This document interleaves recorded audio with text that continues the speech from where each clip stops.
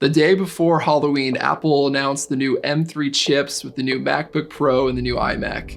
While the M3 chip is looking amazing with the new 3nm technology, there were a couple of new features on the MacBook Pro that I'm actually more excited about than the new M3 chips. And the reason for that is because technology over time, you hit a certain point where it does not improve as much as it used to. And we saw a big leap when we went to the new M1 Pro, M1 Max chips, but very realistically, you're not going to see big jumps every single year. So M2, we saw a little gradual improvement, and then this year with the 3nm technology, we see another increase. While I think Apple has great GPU performance, I think in some ways they are catching up to other companies like Nvidia. This year, just like they did on the new iPhone, they added hardware ray tracing, which will speed up for renderings, especially if you play video games or if you're working with 3D rendering. So that's something that's been around for a couple of years or so through Nvidia, and now Apple's adding it to their GPU, which is good. So I think as they continue to do this, they will continue to keep up with the industry as far as GPUs, and they're probably trying to get into more gaming, which that is a big shortcoming on their part as well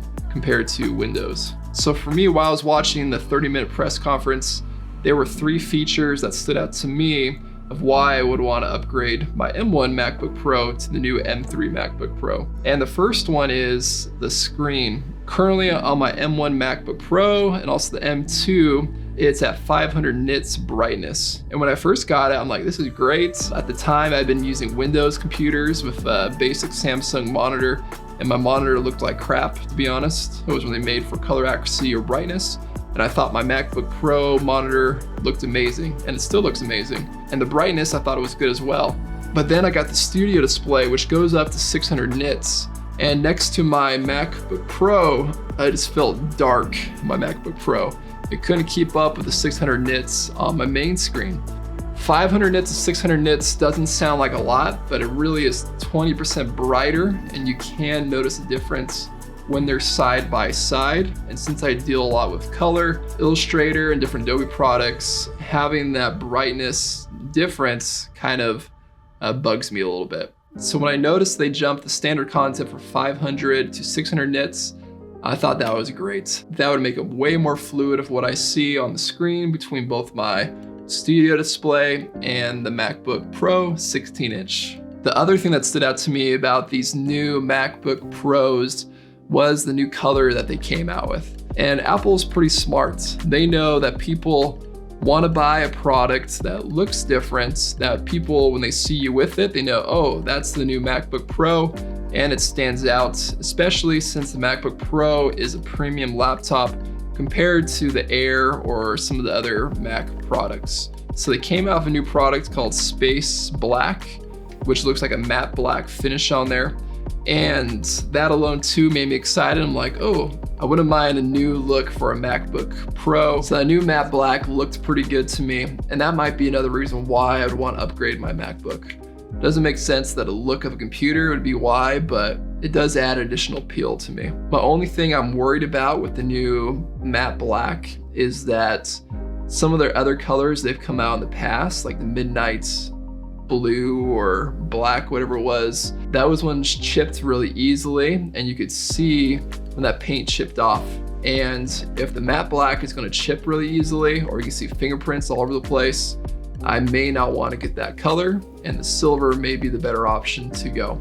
Another small upgrade for me is my M1 MacBook Pro did not have Wi-Fi 6E. Now you get Wi-Fi 6E, which updates your MacBook Pro to a more faster Wi-Fi if you have a router that's compatible for that. And having that Wi-Fi 6E on a MacBook Pro would feel beneficial to me, especially since I do have a NAS system and I can access my files through internet anywhere throughout my house. One smart thing that Apple did this year was they got rid of the Touch Bar MacBook Pro version, and they discontinued that, and they said, hey, let's put the base M3 chip in the MacBook Pro 14-inch, and that will lower the price down from $2,000 to $1,600. That way people can get into that price range and get the awesome screen, the speakers, the microphone, the SD card, everything we love about the MacBook Pro, but they don't need all the performance of the Pro or Max chip,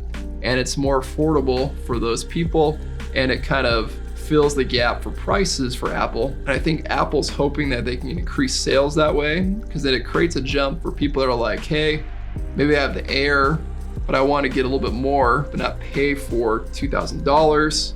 I can get this base 14-inch for $1,600, and that seems more appetizing to me as a consumer. So I think it's a smart choice, and it gives a consumer more options.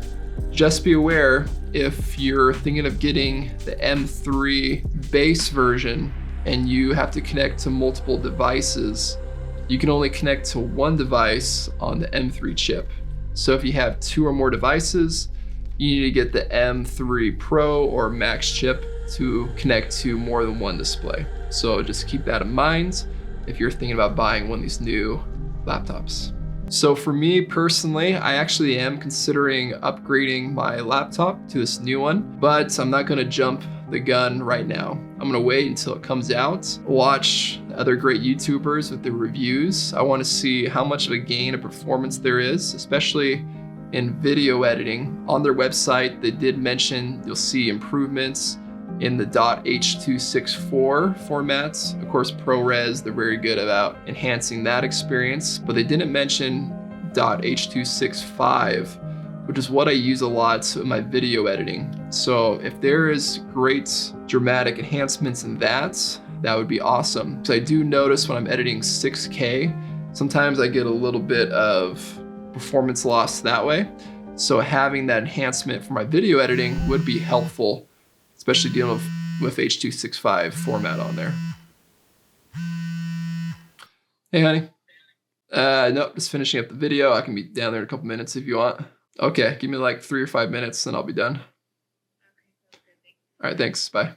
All right, need to wrap up this video. Gotta help out the kids. If you're watching this video before the actual MacBooks have come out, I would wait a little bit to see what the performance is and to see what the matte black looks like and if it scratches. But I'm pretty optimistic if they improve the performance quite a bit and that black does not scratch, I may be upgrading to the new one. So with that, I'm pretty excited. And if you want to find out if the Studio Display can complement your Mac setup, make sure to watch this video right here. And my YouTube account is pretty new. I'm trying to get over 1,000 subscribers. So if you want to help my channel, make sure to subscribe and like this video. All right, thanks so much. Bye-bye.